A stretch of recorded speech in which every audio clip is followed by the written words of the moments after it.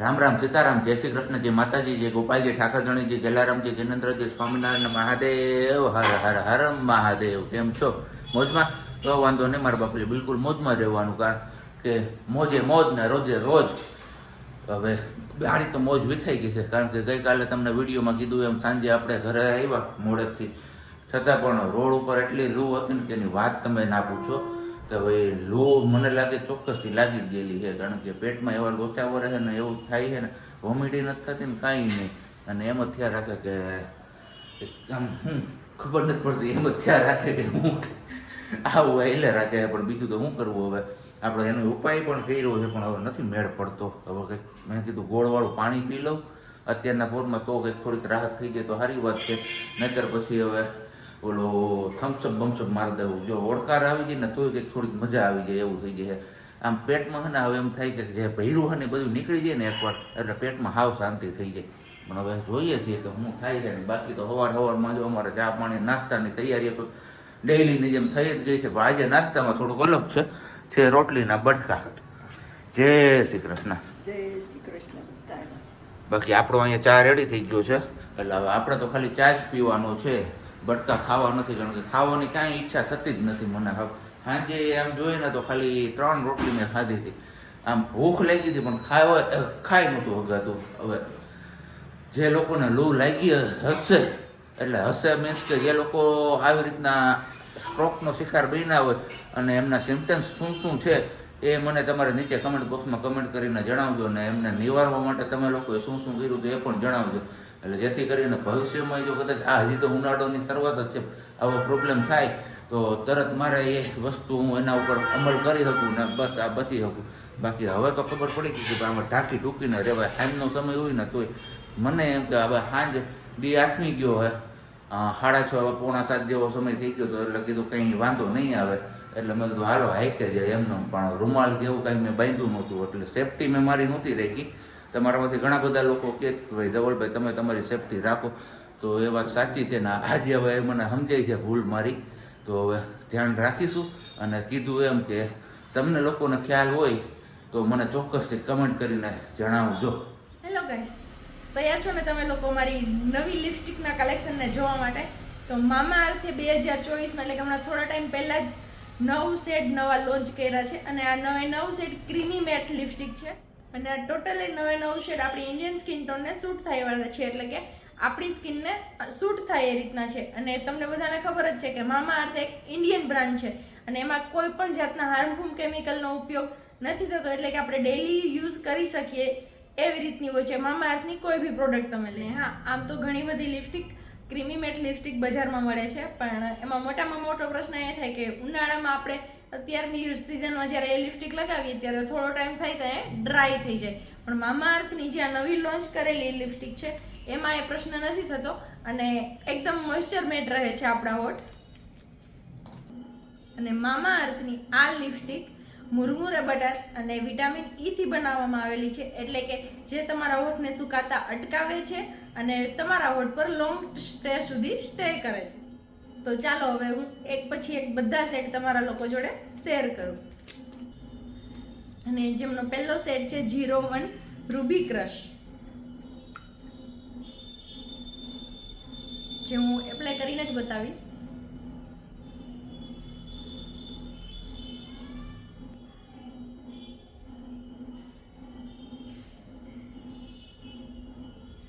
આરામથી તમે એને એપ્લાય કરી શકો છો. 02 રોઝ ન્યૂડ,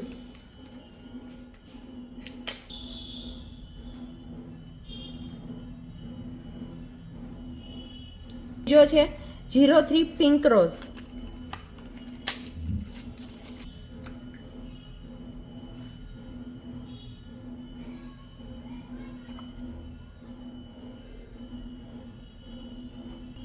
અને આ છે 04 મોવે બ્લૂમ, આ છે 05 તુલિપ મજેન્ટા, આ છે 06 એપ્રિકોટ,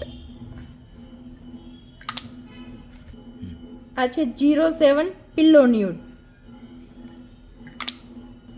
અને આ છે 08 હિબિસ્કસ ન્યૂડ, અને આ છે છેલ્લો શેડ 09 ક્રેનબેરી ક્રશ. તો આવા કંઈક 9 શેડ લોન્ચ કર્યા છે મામા અર્થે અને જોઈ શકો છો તમે કે બધા શેડ આપણી ઇન્ડિયન સ્કિનને સૂટ થાય એ રીતના છે. તો તમે આગળ જોયું એમ 9 શેડ મેં બતાવ્યા અને આ બધામાંથી 03 મારો ફેવરેટ શેડ છે.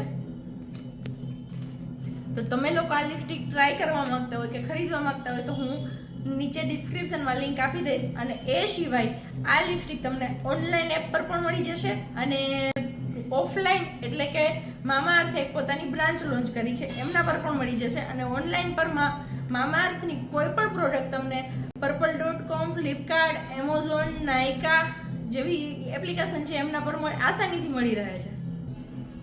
અને હા, જો તમે ઓનલાઈન ખરીદી કરો તો ઉપર સ્ક્રીન પર આપેલા કૂપન કોડનો ઉપયોગ કરીને 20% એક્સ્ટ્રા ડિસ્કાઉન્ટ પણ મેળવી શકો છો. અને તો હવે રાહ શેની જુઓ છો? ફટાફટ ડિસ્ક્રિપ્શનમાં આપેલી લિંક ક્લિક કરી અને એમના પર જઈને તમે તમારો મનગમતો શેડ મગાવીને 20% એક્સ્ટ્રા ડિસ્કાઉન્ટ મેળવો. ચલો, વાગી ગયા છે 11:30 અને સવારે સબ્જીએ શરૂઆત કરી ત્યારે આપણે વિડીયોમાં લીધા નહોતા. તો આપણે જે નાઈ ધોઈને ફ્રેશ થયા હતા ત્યાં સુધીમાં સબ્જી ઇન્ટ્રોની શરૂઆત કરી લીધી હતી. ઇન્ટ્રો કરી લીધા પછી આપણે કંઈ વિડીયોમાં લીધા નહીં. અને માસી એવા છે તો માસી એમનું કામ કરે છે ને આપણે આજે હોય તો મમ્મીએ શાક વઘારવાનું. તો આપણે અત્યારે શાક બનાવતા હતા કેમ કે શાક બનાવવાનું છે શેનું મમ્મી? સેવ ડુંગળીનું. ડુંગળી સેવનું એમ ન હોય. યસ, સેવ ડુંગળીનું શાક બનાવવાનું હતું તો ડુંગળીનો વઘાર મારી દીધો નાની એવી રીતના. બાકી ચણાના લોટની સેવ છે, સેવ જેટલું લીંબુ નાખીશું બસ. એવું કંઈક શાક ખાવાનું હતું. ગલકાતુરિયા બે જ વસ્તુ ખાતા તો ઈચ્છા થઈ કે આજે આવું કંઈક ખાઈએ. અને ચા ભાખરીને એવું બી આપણે ખાતા હોય રોંઢે ભૂખ લાગે તો વળી ત્યારે બનાવડાવીએ. એટલે કીધું ત્યારે નથી કરવું. અને ખબર નહીં અવાજ કેમ બેસી ગયો હોય એવું લાગે મને. હવે જોઈએ. બાકી બધું અત્યારે એડિટિંગ થઈ ગયું, અપલોડ થઈ ગયું વિડીયો, એ બધું કામ પતી ગયું છે. હવે ફટાફટ બસ મેં લોટ બાંધી લીધો છે, રોટલી થઈ જાય અને શાક બની જાય પછી જમી લઈએ. કેમ મમ્મી? સંભારામાં જ હું બનાવશો? કઈ નહીં, પાપડ શેકી નાખશું. પાપડ નો ભાવે તો લીંડો રાત બનાવી નાખશું. એનો ભાવે તો થયું. તો ચટણી છે ખાંડેલી. હાલો આયલું. ચલો, વાગી ગઈ છે 7:10 અને સાબજી હજી સુધી આવ્યા નથી. અને અત્યારે બનાવવાનું છે સાબજીનું ફેવરેટ એવું, મીન્સ કે બનાવવાનું નથી, બુંદી ગાંઠિયા છે. અને એમને ફેવરેટ એવું નાના હોય ને આપણે જમવા જતા હોય જમવાડે છોકરા ત્યારે ચણાનું શાક હોય, લોટની આટીવાળું, ચણાના લોટની આટીવાળું એ વાળું શાક બનાવવાનું છે. ને મમ્મી અહીંયા કરે છે વાઈટું પલાળે છે. દિયાબત્તી તો થઈ ગયા છે કેમ મમ્મી? હવે બસ વાઈટું પલાળવાની છે. મમ્મી વાઈટું પલાળે છે ને આપણે કરવાનું છે શાકનો વઘાર.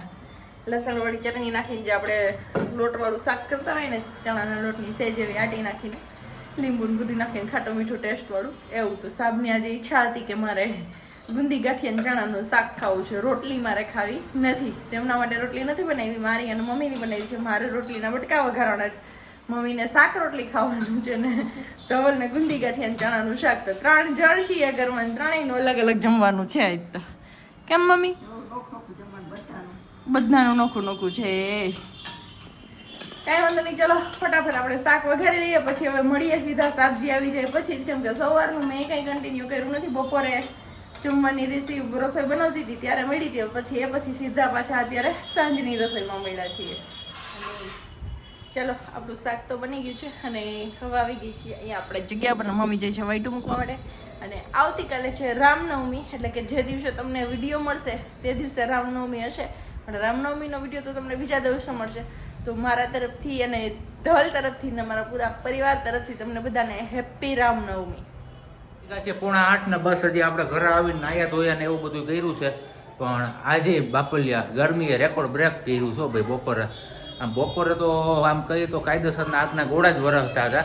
પણ અત્યારે 6 વાગે ઓફિસેથી નીકળીએ ને તો પણ હા બાપલિયા વાત કરોમાં હવામાં. જુનાગઢ આવે તો હમા થઈ જાય છે હવામાં. અને અહીંયા આને દાંત આવે છે, અહીંયા બોલવાની હોય નથી, અટકતું બોલાવશે. જો થાક લાગ્યો ને લૂ લાગે, લૂ મૂકે ગરમી કે ને ગઈ ગરમી એટલે કે હાવા આમ ન હોય યાર. હજી તો સહી તરશે, વૈશાખ તો બાકી. ભગવાનને કંઈ થોડુંક બટન આમ હે ને ઓછું કરો, થોડુંક ઠંડીનું બટન કરો કંઈક આમાં. નકર આમાં આપણે તો હાલો ઘર બહાર છે, આપણે તો આમાં પૈડાઈ રહી. પણ જે બહાર ઝૂંપડપટ્ટીમાં જે લોકો રહે છે એમની હાલત કેવી થતી હશે. હાલો આપણે તો કામ ધંધે બહાર નીકળ્યા હોય એટલો સમય જ હોય આપણે તો બહાર રહેવાનો. પણ જે હાવ આમ રોડ ઉપર રહે છે એ લોકોનું તો કંઈક થોડુંક વિચારો ભગવાન. પ્રાર્થના છે તમને હવે. સાચી વાત કે નહીં? એકદમ હાજી. પણ તને શું દાંત આવે છે વાલી? તમારી હાલત જોઈને મને હસવું આવે છે.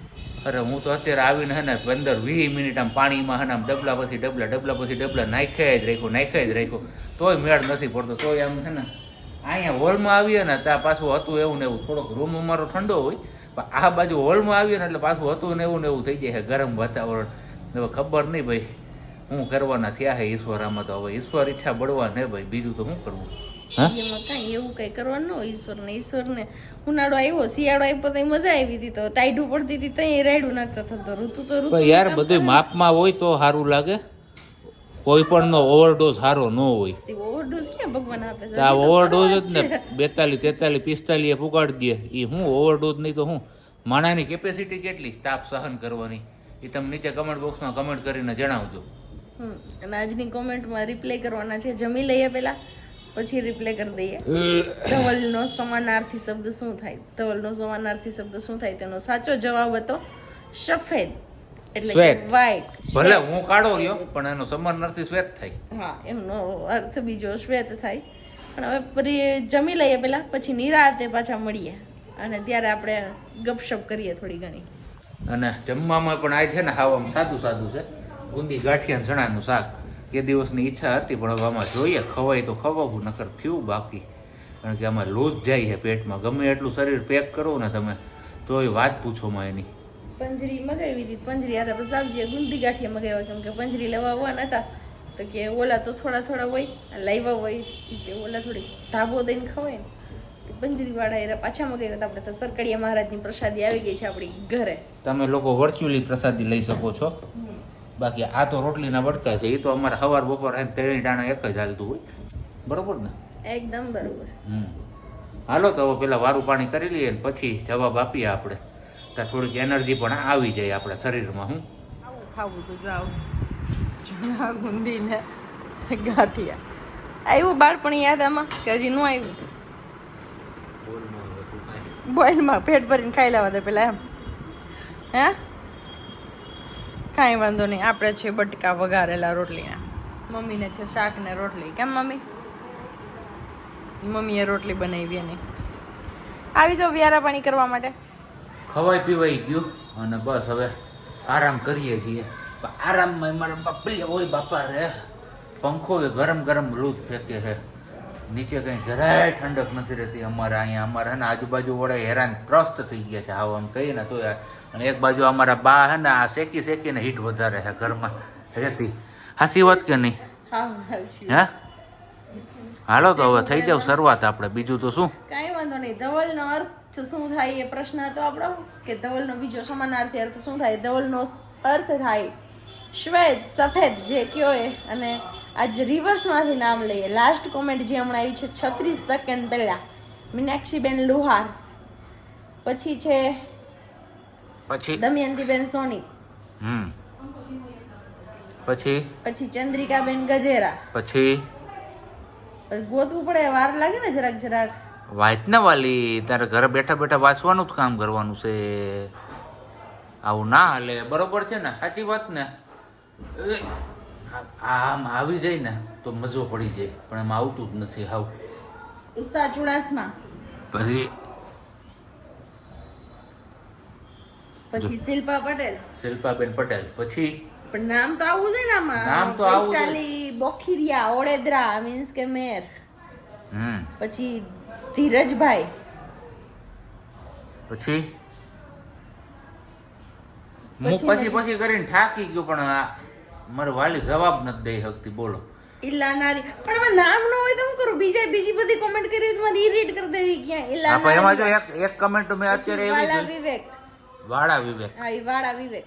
હા. પછી રિંકલ ગુજરાતી. હા. પછી મારામાં માથાકૂટ થઈ. નેહા કથિરિયા. હા. કારણ કે આ ઓફિસ ક્યાં છે? જો આવું એવું આ પ્રોબ્લેમ છે ને. આપણે શું કહેવાય છે, ડાયરેક્ટ કમેન્ટમાંથી રીડ કરીને આપીએ જ ને એના હિસાબે થાય છે. બાકી અલગથી નોટ કરી તો હમણાં ઘા હોય જાય.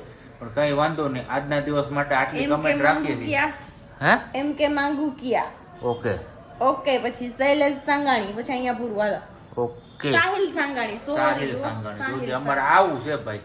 નો વાંચતા નો વાત ઘરે બેઠા બેઠા તારે વાંચવાની જ પ્રેક્ટિસ કરવાની હવે. પણ નો એટલું તો કેમ કરું બસ હા, આટલી જ કોમેન્ટ છે બાકી નથી practice કોઈ કરો. નામ છૂટી ગયું હોય તો અને sorry. બીજી એક કમેન્ટ એવી હતી કે પ્રજ્ઞાબેન તમે રાઉન્ડ કુર્તી ક્યાંથી લીધી? તો એ એમને જ ખબર ક્યાંથી લીધી.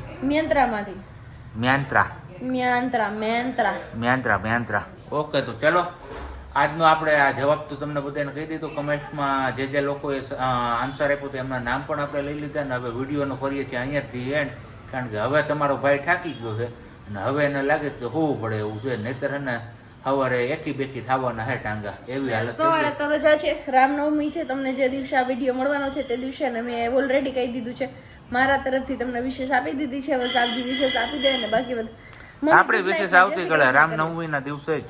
ઓકે તો કઈ વાંધો નહીં, તો ચલો મળીએ હવે નવા વિડીયોમાં. ત્યાં સુધી બધાને બાય, ગુડ નાઇટ નાઇટ, જય શ્રી કૃષ્ણ.